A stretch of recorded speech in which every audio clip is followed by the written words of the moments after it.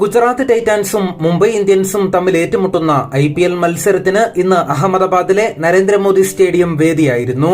കളിയിൽ ഇന്ന് ടോസ് നേടിയ മുംബൈ നായകൻ ഹർദിക് പാണ്ഡ്യ ആദ്യം ബോളിംഗ് ആണ് തിരഞ്ഞെടുത്തത്. അതോടെ ആദ്യം ബാറ്റിംഗിനെത്തിയ ഗുജറാത്ത് നിശ്ചിത 20 ഓവറിൽ 6 വിക്കറ്റിന് 168 റൺസാണ് അടിച്ചെടുത്തത്. 39 പന്തിൽ 45 റൺസ് നേടിയ സായ് സുദർശനായിരുന്നു അവരുടെ പ്രധാന സ്കോറർ. 22 പന്തിൽ 31 റൺസ് നേടിയ ശുഭമാൻ ഗിൽ, 15 പന്തിൽ 22 റൺസ് നേടിയ രാഹുൽ തവാട്ടിയ എന്നിവരും മോശമാക്കിയില്ല. മുംബൈ ബോളർമാരിൽ ഏറ്റവും അധികം മിന്നിത്തിളങ്ങിയത് ജസ്പ്രീത് ബുംറയാണ്. തന്റെ 4 ഓവറിൽ 14 റൺസ് മാത്രം വിട്ടുകൊടുത്ത് 3 വിക്കറ്റുകളാണ് ബുംറ നേടിയത്. ജെറാൾഡ് ക്വൈറ്റ്സി 2 വിക്കറ്റും പീയൂഷ് ചൗള 1 വിക്കറ്റും വീഴ്ത്തി. 169 റൺസ് എന്ന വിജയലക്ഷ്യവുമായി മറുപടി ബാറ്റിംഗിനെത്തിയ മുംബൈ തകർച്ചയോടെയാണ് തുടങ്ങിയത്. ഇഷാൻ കിഷൻ 0-ന് പുറത്തായി.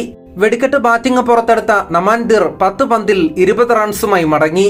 ഇതോടെ 30 റൺസിന് 2 വിക്കറ്റ് എന്ന നിലയിലേക്ക് മുംബൈ മുട്ടുകുത്തി. പിന്നീട് ക്രീസിൽ ഒരുമിച്ച രോഹിത് ശർമ്മ, ഡെവാൾഡ് ബ്രേവിസ് കൂട്ടുകെട്ടാണ് മുംബൈയെ കളിയിലേക്ക് തിരികെ കൊണ്ടുവന്നത്. ഇരുവരും ചേർന്ന് അർദ്ധ സെഞ്ചുറി കൂട്ടുകെട്ട് നേടുകയും മുംബൈയെ 100 കടത്തുകയും ചെയ്തു. 29 പന്തിൽ 43 റൺസാണ് രോഹിത് ശർമ്മ നേടിയത്. 7 ബൗണ്ടറിയും 1 സിക്സറും അടങ്ങുന്ന തകർപ്പൻ ഇന്നിംഗ്സ് ആയിരുന്നു മുൻ നായകന്റേത്. രോഹിത് പുറത്താകുമ്പോഴേക്കും മുംബൈ സമ്മർദ്ദമൊഴിഞ്ഞ് സുരക്ഷിതമായ നിലയിലേക്ക് എത്തിയിരുന്നു. എന്നാൽ പിന്നാലെ വന്നവരുടെ മെല്ലപ്പോക്ക് ബാറ്റിംഗ് മുംബൈക്ക് കളിയിൽ വലിയ തിരിച്ചടിയായി മാറി.